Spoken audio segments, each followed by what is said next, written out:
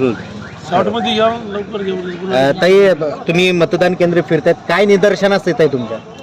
बुलढाणा शहराची ही नगरपंचायतच्या निवडणुकीमध्ये मोठ्या प्रमाणात हा बोगस मतदानाचा प्रयत्न होतोय आणि आम्ही मान्य जिल्हा पोलीस अधीक्षकांशी संपर्क साधून या संदर्भात हे बोगस मतदान थांबवलं पाहिजे यासाठी सातत्याने विनवण्या करत आहोत। महाविकास आघाडीसाठीची ही निवडणूक अत्यंत महत्त्वाची आहे। लोकशाही विरुद्ध दंडेलशाही अशी ही निवडणूक आहे, जनशक्ती विरुद्ध धनशक्ती अशी ही निवडणूक आहे आणि जरी बुलढाणा विधानसभेच्या निवडणुकीमध्ये आम्ही हे थांबवू शकलो नाही, परंतु मला विश्वास आहे की या निवडणुकीमध्ये नक्कीच आम्ही बोगस मतदान थांबवू शकतोय आणि माझी विनंती आहे प्रशासनाला, पोलीस प्रशासनाला की अत्यंत ताकदीने बोगस मतदान हे थांबवलं पाहिजे। ताई, आमदार संजय गायकवाड म्हणतात की निवडणूक आयोग नालायक आहे या प्रकारावर।